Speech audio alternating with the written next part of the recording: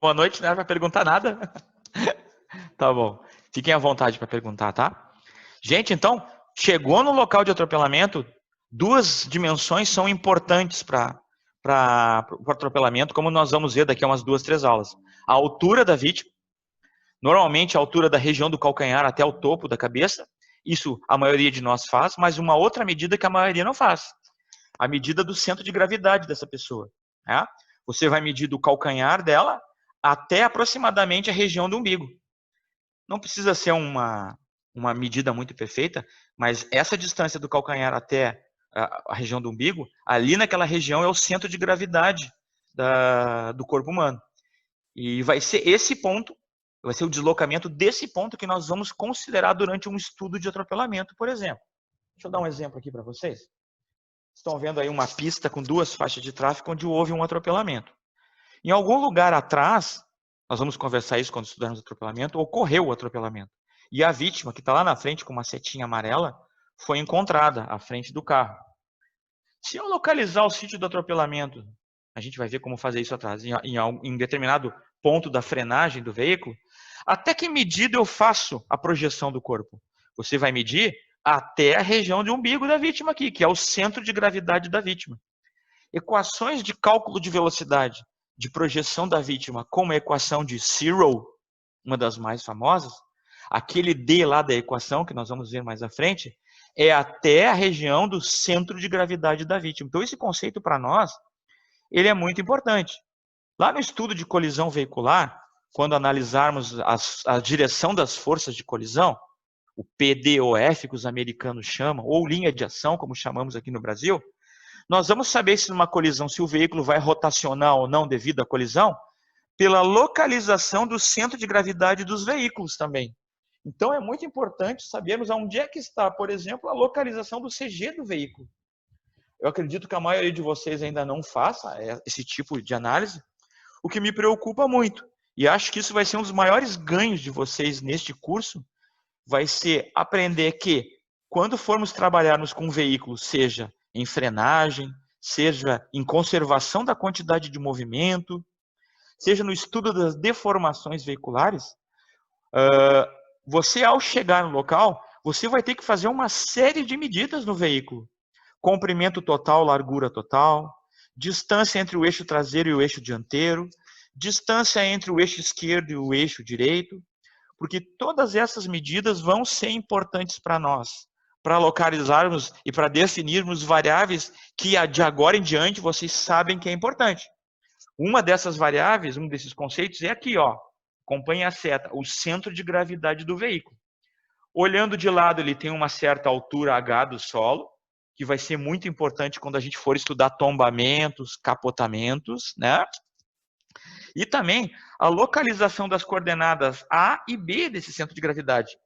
A coordenada A é a distância do eixo dianteiro até na direção longitudinal do veículo até o centro de gravidade, e a variável B é a distância do centro do eixo traseiro, distância longitudinal, até o centro de gravidade. Aqui eu estou adotando uma simplificação nesse primeiro momento, que não é 100% verdade, mas é muito próxima, que, do ponto de vista transversal, esse centro de gravidade se localiza aproximadamente no centro do veículo, tá?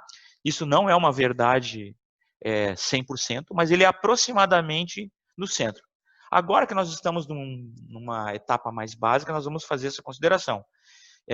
Aqui no curso estaremos interessados em determinar 3 variáveis: a altura do centro de gravidade e as coordenadas A e B do centro de gravidade.